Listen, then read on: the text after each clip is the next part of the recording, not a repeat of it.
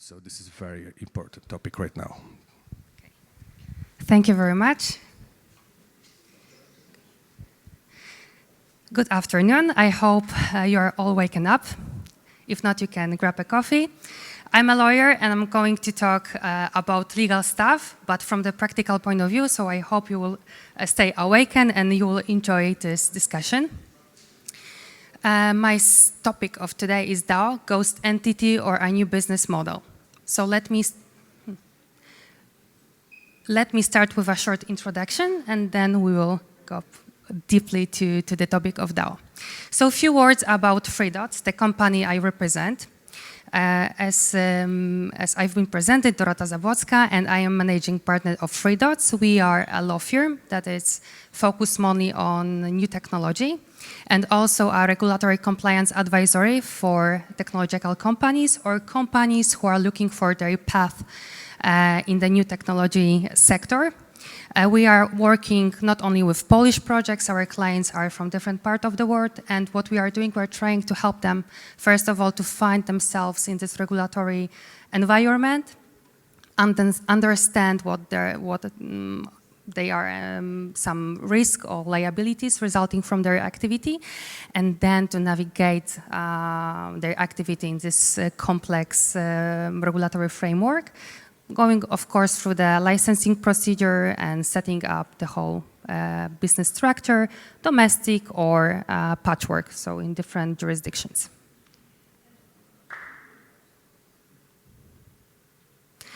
Okay, so we are going to talk about DAO. I would like to know who I am talking to. So please raise your hands, those who know what DAO is. Whoa. Great majority, great. There are a few people maybe who are not very informed about what DAO is in real. So let me explain DAO from its definition. It's decentralized autonomous organization. So it's a group of people decentralized, so from different jurisdictions, from different sectors, gathered digitally through holding given kind of tokens or participating or contributing to given project. And also through this token, they have a possibility to decide on different elements like distribution of funds or, for example, investment subject or maybe scaling up to different sector.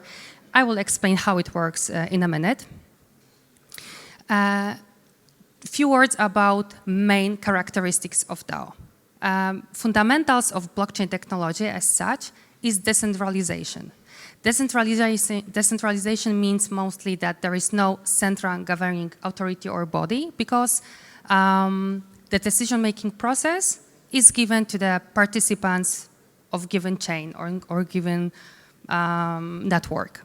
Yeah, so there is no so-called trusted third party, big institution or governing body who is deciding on some given rules, but the users are deciding on the rules of this game. So this is decentralization. Decentralization also means that as a user, I can participate in almost every project I want from the whole world because I have this access to blockchain, different blockchains, and I can participate in a project.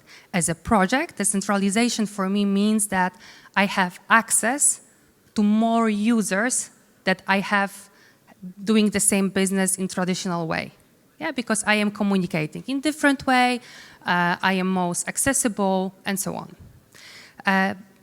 When it comes to another characteristic, code is the law. It means that in traditional organizations, there are given rules set up by this third party. There is some traditional documents saying what we can or what we cannot do. When it comes to DAO, of course, there is a set of rules for the participants of DAO, but they are additionally encoded. It means that we have smart contracts, autonomous software agents, who have given functions, and once they are deployed, they will make sure that those rules will be exercised. The third characteristic is transparency.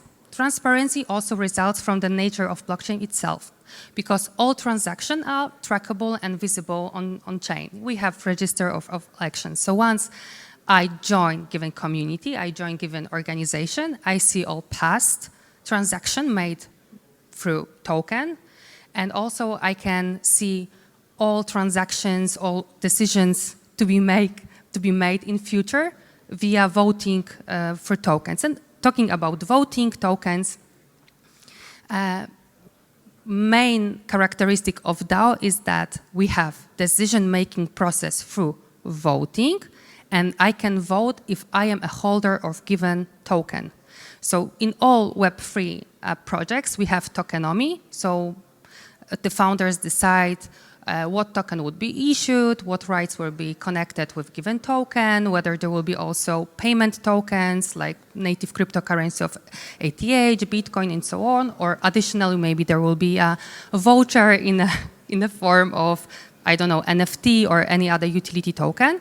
But those tokens in DAO, they have additional right, governing right. So once I am a holder or given token, or given kind of token or given numbers of token, I am entitled to participate in the decision-making process.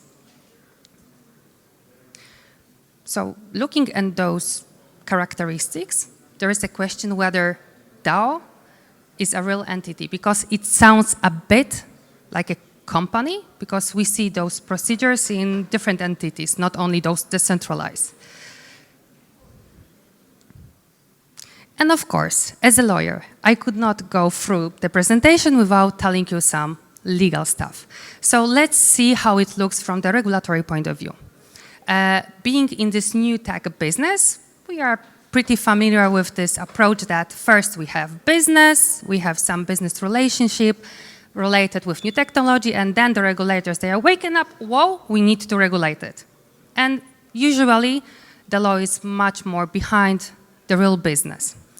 And sometimes it happens that the bill that has been prepared by commissions in a given country for the past 5 years, once it is established, published, it's not fitting in the business. So we have different approaches also when it comes to DAO. For example, in the US, there are actually now 2 states where DAO are regulated. It's Utah and Wyoming, where DAO are treated as a LLC companies. It is called DAO LLC. It means that we need to register this entity, we need to register the kind of representative body, we need to also indicate members of DAO, and we have the same rights as a LLC company, but also we have the same liabilities. It doesn't fit to DAO definition, right? It doesn't feel like decentralization and decision-making process for tokens, nothing like that. So we have another approach. Let's look at the Cayman Island. The middle picture is Cayman Island. And we also can call it halfway in between of United States and most of jurisdictions where there is no law touching DAO as an entity. Cayman Island, they have a bill on virtual asset service providers, and there are some provisions in this legal bill saying that DAO might be treated as a foundation.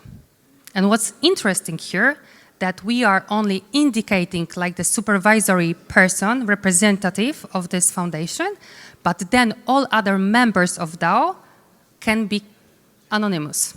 So the regulator doesn't want to know who is the member of DAO. And also as a foundation, this entity can benefit the same way as most foundation in most jurisdictions from some tax exemptions, for example, when it comes to donation. Of course, we cannot put one-to-one to foundations as we understand it from the continental law point of view, but it's kind of similar. And then the rest of the world, we have no legal bills, no regulation when it comes to DAO. But of course, as it is in Web3 world, we have more crypto-friendly jurisdiction and a little bit less crypto-friendly jurisdictions. One of the most crypto-friendly jurisdiction is Estonia, and here we have very interesting approach when it comes to regulator, because regulator says that if there is a autonomous, decentralized organization, I will explain why it's so important to understand it must be decentralized, then if this kind of entity provide given kind of services that would normally be regulated with license, because it's decentralized, so it has no legal, it's not legal entity from the legal definition, it cannot apply for license, but still can provide services. But the key element here, it must be fully decentralized. And talking to our clients, talking about DAO, usually is, yeah, it's gonna be decentralized. I will issue some governing tokens, but I will distribute it within my team. It must be decentralized. So it must be decentralized in the meaning there is a real community, a community is contributing, there is no 5 person or 5 wallets being in the community. It must be bigger number of people, and what is also very important here, it must be, it cannot be any kind of direct connection with any other third entity. So obviously DAO can decide of its legal situation, so DAO can order some IT works from software house from US, but it cannot be direct connection between those two entities. I will tell about this operational structure in a minute. And because this is very interesting how it can operate. So from our practice, when we are working with DAOs, there are 3 main steps. First step is to build a community. DAO shall start from the community. So they might be a project, like a Web3 game, DeFi protocol, whatever, but it is important that it must be a community of people who want to contribute, they're interested in development of this and support for this project, and they are communicating through different social channels, like Telegram, Signal, Discord, you name it. Community needs to decide themselves that they would like to contact the protocol, for example, or software house in order to build this project in real life. What happens next? So they are communicating, so they need to set up some first rules who will represent the DAO before the software house or any other third entity. They need to decide whether Discord will be the official channel for the communication, if there will be some entry requirements for people who will join later on. So this is something they need to decide on the first place. We have another level, which is contribution. Then they decide how they will vote. They will vote that with tokens. Who can acquire token? Is it going to be contribution, so only software developers can join this DAO, or we will issue a token and you can purchase this token on DEX, for example, and then you become member of DAO. They need to decide. So then we have a contribution, or we have sell of our governance token.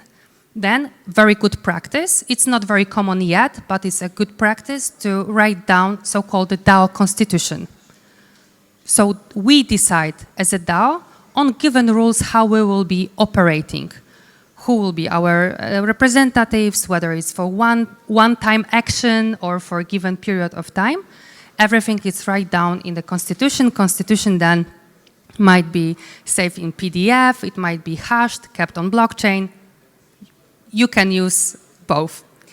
Then, as I said, we have a representative, because DAO, as a numerous group of wallets, they cannot all together approach, for example, given foundation or software house. So they need a representative or representatives. It's also very important because they usually keep some funds and they keep it on wallet.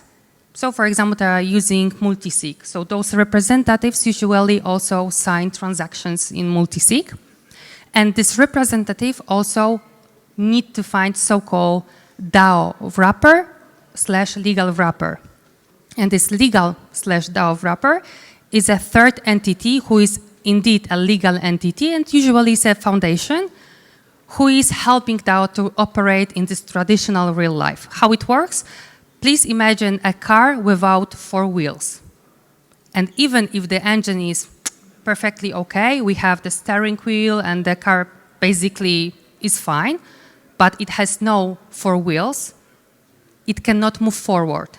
So the same with DAO, it's the same car without wheels. They need somebody, this legal DAO wrapper, who will help the DAO move. So actually to exercise decision made by the community. And this is just an example how it can looks in real life. So we have DAO here. They make some decisions. They are making voting, and they ask this representative to contact first, to approach, for example, software house or third institution, because what's really sometimes happens that legal wrapper asks national regulator to issue decision whether this activity to be provided by DAO will be legally compliant. It happens. So the representatives approach first software house, hey, I would like you to prepare me smart contracts, or I would like you to audit my smart contracts. Then, so they are agreeing some timelines, schedule, prices, and so on. Then the representative contacts legal wrapper, DAO wrapper, for example, foundation. Hey, we already found software house, we voted the price, schedule, and we accept the software house, please sign the agreement. And then this agreement is signed between the legal wrapper and software house. But the payment and the whole product, it's sent directly between DAO and the service provider. Of course, it's not that simple because this contract needs to explain the whole structure where there is a legal wrapper foundation signing contracts with third party and so on. But this is one of the ways how it can looks like, and usually it looks like this. Those are some basic informations, and I'm curious about your thoughts. So I would like you to ask me questions or to maybe share your thoughts about what do you think DAO is, or whether it may become a new operating model, business model in future. Thank you for the very fascinating presentation. My name is Chris, and I would like to ask a question. How trustful is the position of a DAO representative? Is this the weak point of a structure, or how does DAO make sure that their representatives actually represent them? Sure, thank you, Chris. So it's all about decisions to be made by DAO. So for example, sometimes there is a question, who would like to be a representative of DAO? And there are few people, nicknames on channels saying, hey, I would like to be representative. And then we are preparing questionnaires with questions, and DAO decides on who is going to be the representative of DAO.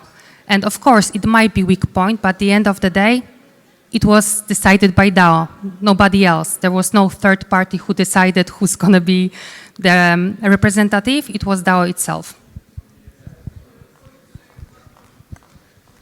Thanks. So you mentioned decentralization as one of the key requirements that some jurisdictions require of the DAOs to be recognized as a legal entity. And I was wondering, how do they enforce that, and what are the numbers there? Well, if there are any numbers, as in like what constitutes a sufficient decentralization for a DAO, and like kind of a bonus to that question, do they try to prevent from Sybil attacks in any way whatsoever, right? Because like I could say my project is decentralized. Like, look, there's 1,000 wallets holding collectively only 20% of the supply, but like all of them are practically mine. I hold the private keys, right? Like, what's stopping me from doing that? Or any operator. Yeah, and the question is, what do the authorities do with that? Do they prevent from it in any way? Yeah, how does that work on that side?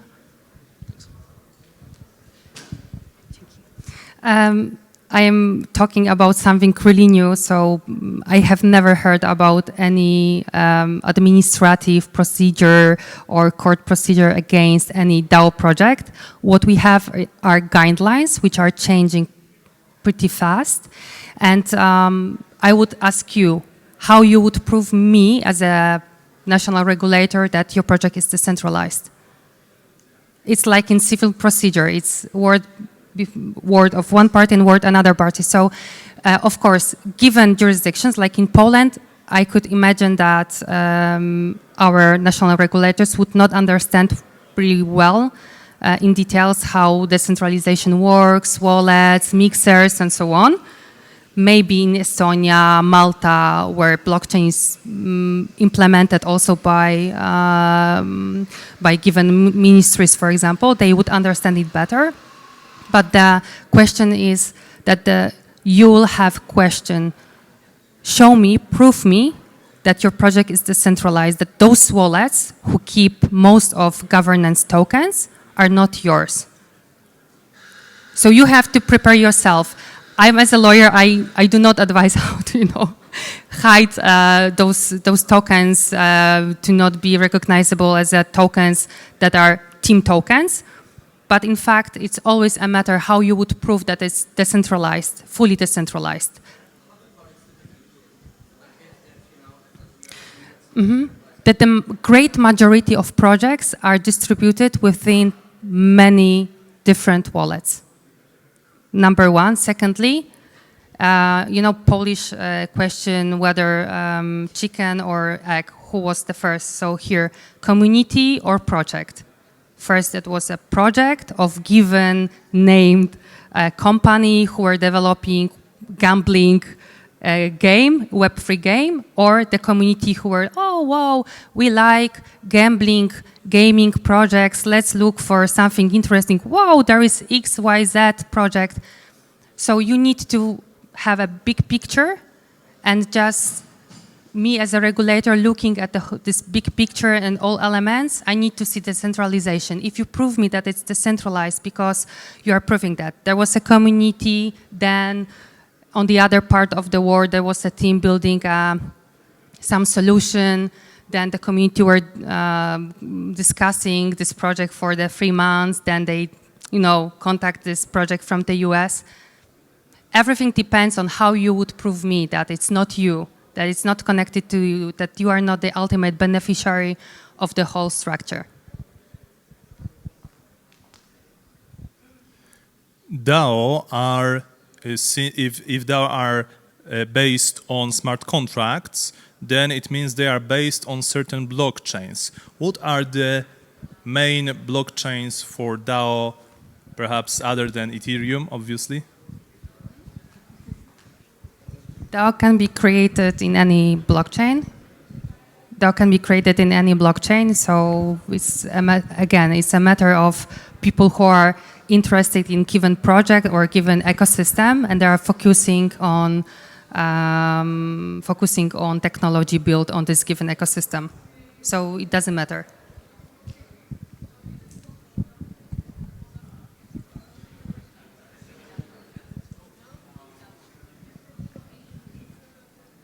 Hello, my name is Konrad. I have 2 questions. One question is, who can be representative of DAO? It need always be one person, or can be the group of persons? It's a member of DAO. Of course, it's more known than the other members of DAO because usually, they use Telegram, Signal, where you have your nickname. You don't have to share all information, but you share some kind of information. So usually DAOs are limiting numbers of people who are contacting those third parties because they want to stay anonymous mostly. But usually it's connected with the payment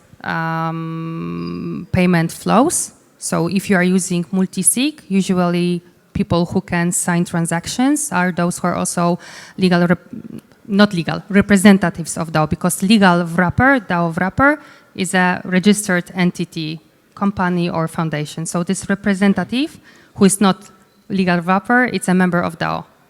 Okay, second question is about taxes. The DAO need to pay some taxes and, for example, the insurance for the workers. And this is a very good question, because sometimes our clients or people who are working closely with DAO, they would like to remain anonymous, but they would like pay taxes. And, you know, every single jurisdiction has its limitation who can pay taxes, because, for example, in Poland, you can pay 100 zloty taxes on my behalf from your bank account. And here, usually, DAO as a not entity, but creation without legal, not being legal entity, at the beginning cannot pay taxes. And because it's decentralized, which jurisdiction, which tax residency shall apply. Then you have also more complex taxes. You have VHTs, CAT taxes, VAT, and sometimes it may happen that you pay one kind of income tax to one jurisdiction, VAT you pay to other because you pass some threshold to another jurisdiction. So usually DAO, even if they want to pay taxes, they don't, because there is no way at that moment. Maybe in half year we will have different legal situation when we have some guidelines, because now at the moment there are no, so they cannot pay taxes. They cannot apply for license. So only the members pay taxes, DAO They organization not yeah, pay. they should, Okay. because also sometimes DAO is also perceived as a partnership. You know, in law we have corporations and we have partnerships. Partnerships where partners are together doing some business. And sometimes in some jurisdictions there are voices that DAO might be treated as a partnership. So each members of DAO could be treated as entrepreneurs, and they shall pay taxes as the sole entrepreneur in their country, according to their tax residency. Okay, thank you.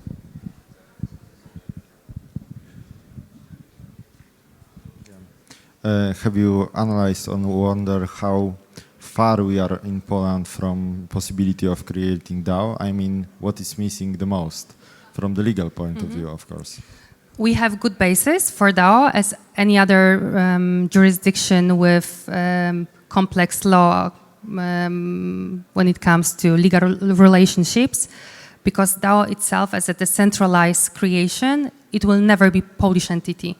So at the moment we can say that there is only a matter of eventually paying taxes by members of DAO.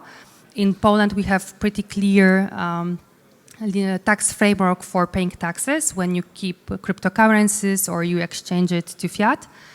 So it's good for us as a Poland, because not every country has a clear tax regime.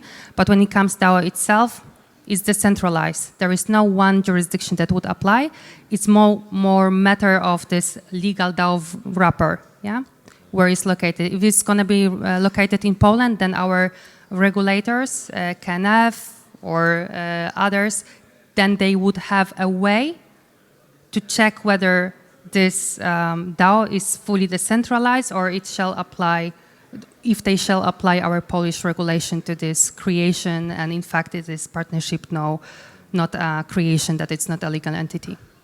Yeah, I was thinking about like voting. Is the voting definition right to create a DAO e-voting? There is Poland? no legal regulation when it comes to these steps I have presented. It's most for our practice.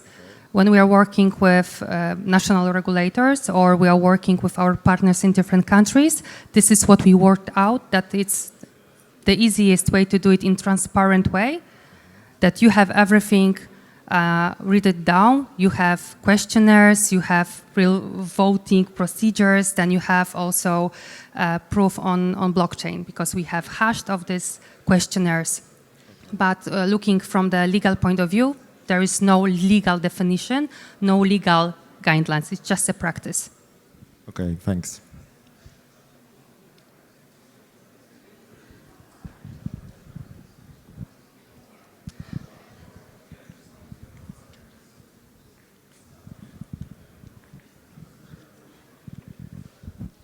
Hey, I'm Konrad, and you've mentioned that DAO starts from community and then they establish their roles in smart. Okay, and then DAO community establish their roles in smart contracts on chain.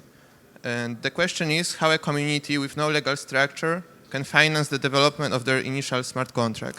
Usually members of DAO, they are developers, so they contribute themselves by building smart contracts reflecting those rules set up firstly off-chain.